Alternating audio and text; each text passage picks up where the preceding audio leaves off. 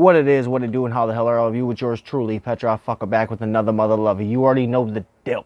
It's going to be a slobber knocker of an episode today, so I suggest you grab your drink and grab your smoke and lock in with your boy, because it's going to be a long one. We might even have to break this into two parts, because there's so much going on, from the Jacob Blake to the Kyle Rittenhouse to the Patriot Prayer, Jay Bishop, to the 100% Antifa Michael, I don't give a fuck what his name is, to Kamala Harris, to Nancy Pelosi. We covering everybody on this motherfucker, just seemingly. We even got a little bit of Telcom-X in this month. So I'm telling you, lock in with your boy, because we ready to do the damn thing. So hope y'all been staying blessed. Hope you've been staying safe. Hope y'all been staying blazed. Because you already know what it is. This world is a crazy one. And crazy just keeps popping. Y'all know the title to the episode. I've talked about it on previous Parler posts. Echoes is the other thing. Name of the episode, I've changed it a few times, but the actual name of the episode is Two Sides to Every Story. What one do you believe? We've always heard that saying, there's two sides to every story, and then there's the truth. And right now, how much truth are we getting out of any of these? You know what I'm saying? So I think a lot of people, I'm not going to say there's some great awakening, there's some great sleep state. I'm not saying nothing like that. What I am saying is I know people are seeing more because of what's been going on than they wanted to see. Their eyes are opening more because they don't have a choice. That's how it is, man. Now, my episode, I'm going to jump around a little bit here and there, but I am going to make it go full circle at the very end. You're going to understand, you're going to see why. But I'm going to tag on everything that I can. So here we go. Like I said, grab your drink, grab your smoke, and lock in, because it's about to be a bumpy one. So Jacob Blake, he threatened the police after the taser didn't work. He threatened to grab a knife from the car. After released evidence paints an extremely clear picture. The video that was released after you just see the video of them shooting him, the actual video of the cop cam, all that other stuff, all that paints a different picture. And now I didn't bring up his priors, but his priors do make a difference. When police show up, you ain't got no priors, ain't got no arrest record, they ain't gonna buck on you too hard, because they really can't. But if you do have priors, just like if you're on probation and shit, they're going to be all up in your gullet. They don't give a damn, because that's what they got to do. You might not like it, but it is what it is. And I think his name is Tyrus on Fox News. He does Greg Gutfield's show, and he used to be a wrestler and all that. He made a good point. He said, it doesn't matter if you don't like what the cop's saying to you. If they tell you to get down on the ground, if they fucking mess with your dignity or pride or whatever, it doesn't matter. Do what they tell you to do so you get to go home. Otherwise, you might not go home. No one's saying that the cops got the right to beat you down, shoot you, none of that stuff. No one's saying that. But what they are saying is you can't be disobedient, asshole-ish, all whatever you want to be, and expect the cop going to just be all gracious to you. That's not how it works. Respect is a two-way street, whether you like it or not. Just the way it is. I'm not saying you got to like authority, but you should respect them, especially in the position that you can put yourself in when the police stop you. Period. I've had good altercations and bad altercations, where I was lippy when they showed up and it went bad for me, or when they showed up, I was already like, what did I do? Try to play the obey the law type shit. Now, I'm not saying you got to be a person that's OTL, obey the law no matter what, whenever, however, but you got to know when to hold them, when to fold them, really. And there's a letter. I'm going to read out a letter in this article from a black dad to LeBron James. And the black dad is telling him, you do not speak for me and my boys. I'm going to get into that article, but let's continue. He had a criminal record and a warrant out for his arrest, etc. Now, what he did was wrong, and I think it was wrong from the jump. He should have just accepted being arrested. He got shot because he didn't listen to the cops as he dealt out threats to said officers. He wasn't there to break up a fight as everybody pushed that he was. He put himself in a situation, and he also put his children in that situation the minute he reached into the car. He is the reason that his children watched him get shot. That's a parent to a parent. I don't know how else to say that. I would never put myself in a position to have my son see me get shot. Not ever. Not ever.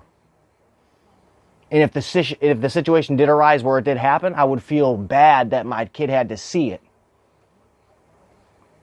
And I know a lot of people ain't going to like that outlook on it, but that's the truth. If you put yourself in a bad situation and you continually make it worse, how is it not your fault? You got to learn to accept responsibility and accountability, and if you can't do that, that's the problem. Keep it a buck. Rittenhouse, that whole situation is going to be turned into a political hit job. He is going to be called everything under the sun. They already doxed him and his mama. They was on that boy's ass the day of the shooting. Boom. Flies the shit, really. And then one of the dudes he shot in the arm, the only one that's still able to talk because the other two are dead, that one made it very clear to one of his friends in a Facebook post that if his only regret is he didn't empty a clip into that kid. That's what he said. So you mad Kyle popped you before you popped him. And there's plenty of videos. Yeah, people can see the videos and they're gonna see what they take from it. That's on them. But what I see is a kid getting beat down, fired his gun. Why would you chase a man that has a rifle if you don't have a rifle? If you don't have a handgun, why are you chasing a man with a gun? You think your skateboard's gonna stop a bullet? It clearly didn't. And there is a picture of dude hitting Kyle with a skateboard. Like, let's keep it a buck. Stay consistent. Now, he got an attorney that was the attorney for Nicholas Sandman. I'm assuming that attorney is a pit bull, a shark in their field. We're going to see what they can do, right? I know they charged them with a whole slew of first degree everything. So we're going to see. And that's why I say I think it's going to be a political hit, because they don't go after Antifa ever that hard. Huh. What about the 100% Antifa person? Did you find him yet? I'll check the news. Maybe they found him, maybe they didn't. I don't know. But what I do know is he was 100% Antifa. And people on Twitter really think that right-wing people are like, oh, yeah, that's what they're going to stick to, man, because that's what he said. Oh. People are still trying to pitch that Antifa is an ideology, not an organization. That's the dumbest shit I've ever heard. We're going to keep him rolling. Now, he was being attacked in the process of being attacked, in lieu of the rioters rioting and attacking whatever they want. So yeah, Kyle put himself in a pretty dangerous situation. When you show up to those kind of protests, and I do the bunny ears with the protests, when you show up to those protests, you know it could go hell or high water. You know what I'm saying? It can go either which way.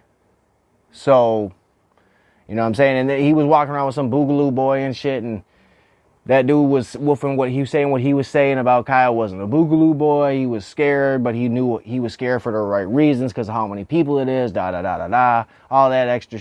So at this point, I don't know what Kyle was thinking. I don't know what was going on in his mind, but what I do know is a bunch of people chased a dude with a rifle and got popped, and now they're screaming victim. That's what I do know because I seen it on camera.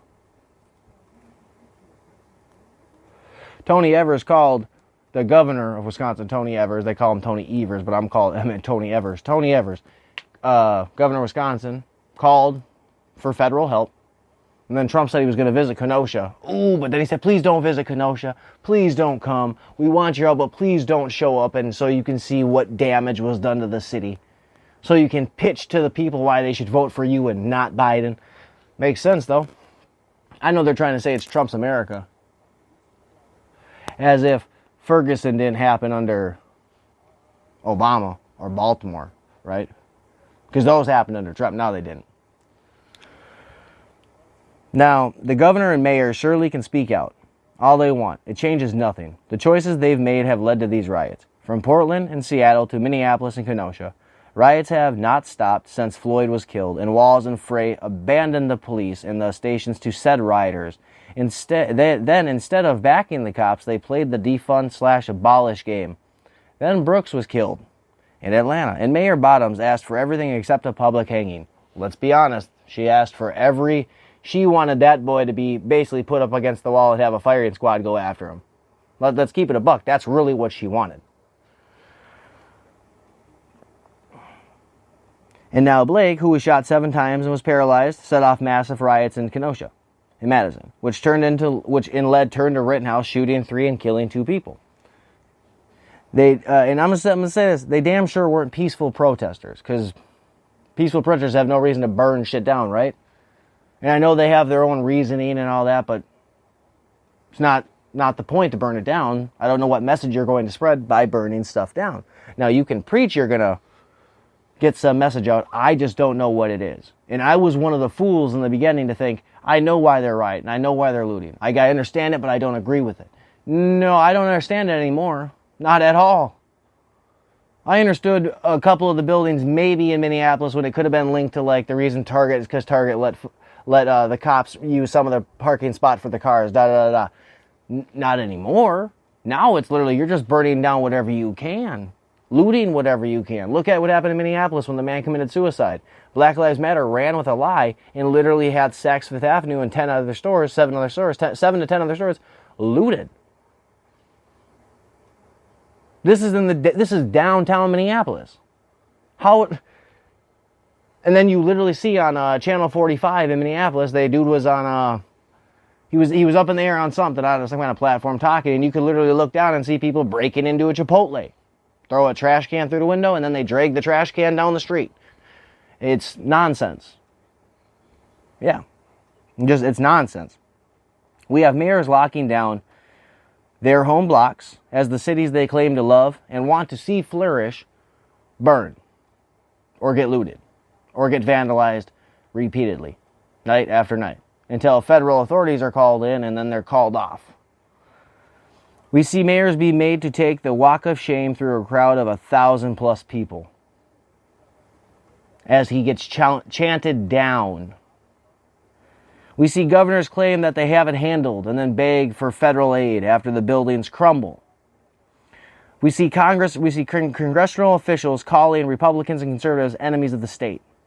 We see influencers calling for more unrest, or they will dox officers until they are given the names they want. We have chiefs of police openly communicating with major activists who want to defund the police.